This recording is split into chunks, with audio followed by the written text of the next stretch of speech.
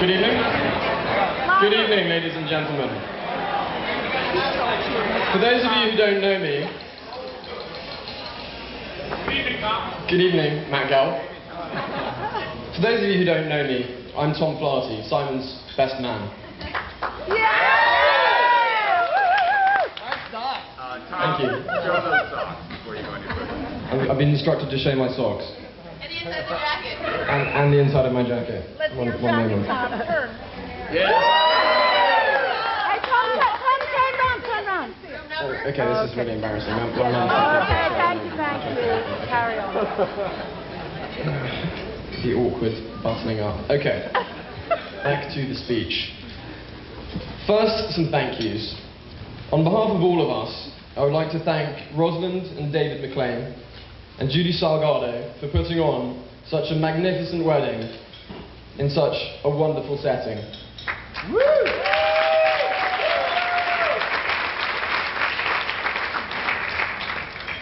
Bridesmaids and matrons of honor, you look beautiful this evening. A more graceful and fun group of young ladies would be hard, if not impossible, to find.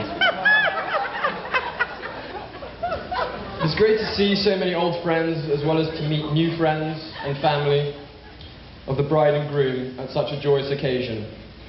I now turn, with some reluctance, to Simon. Simon is a man of many parts, at least some of them working. Simon, the rugby player. I first met Simon on the rugby field at Brown University. It was a privilege to play on the same team as him, and certainly much safer if you're a little runt like me than playing against him. This is how Simon would play the game. Each time he got the ball, he would seek out the smallest human being on the other team, the other team's equivalent of me, and start to trundle, not necessarily towards the try line, but directly towards that small, now trembling human. Simon's trundle would turn into a gallop as, with all the agility and grace of a rhinoceros, he approached said human being and proceeded to stiff-arm him directly in the face. These stiff arms were so violent that only a physical rendition does them justice. Here is the technique. Ball under this arm, like so. Other arm goes out. Reach for little person's face, preferably under the chin. Lift said face into the air, like so. Rest of the body typically follows.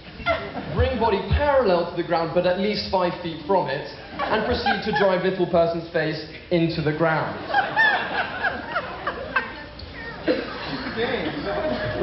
Simon, the cheese lover. Simon's lust for cheese knows no bounds. He was regularly to be seen at Brown walking along with a whole wheel of Parmesan under his arm. He is equally fond of cheddar. Once we were in a steakhouse. When it came time to order, Simon simply asked for a block of cheddar. But the Parmesan was not forgotten.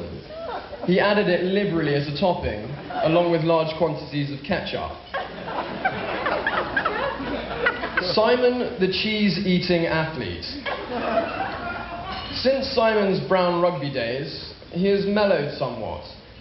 He no longer takes his frustration out on people who weigh half as much as him. Simon has become something of a triathlete in his approach to middle age.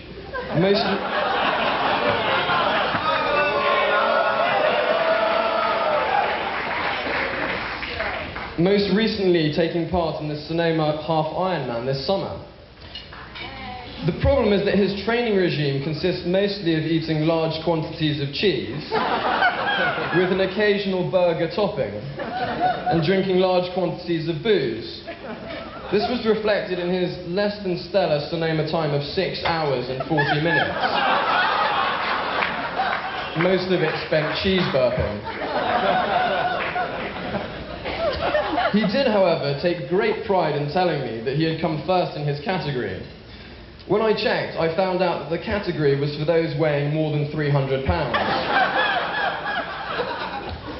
The boozing part of the training regime paid off handsomely the next day, though, when Simon completely dominated a day-long winery tour. Simon's range of excuses for sporting failures is legendary. The last time he lost to me at poker, he attributed it to asthma.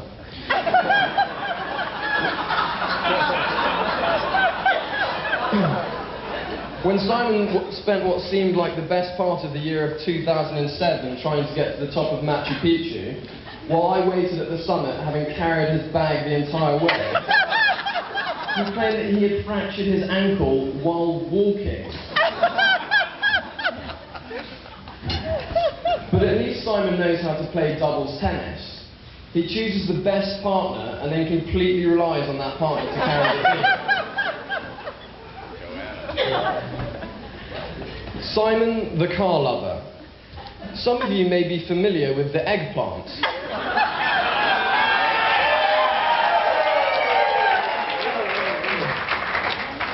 An ancient minivan which in its time was Brown University's most famous motor vehicle.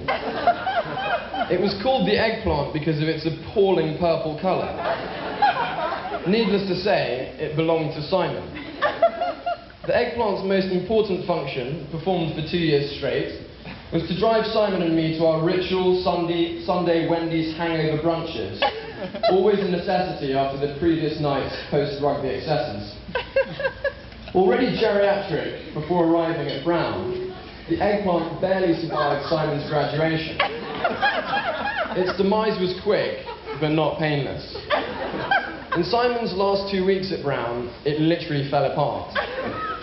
These are the things that happened to it in no particular order.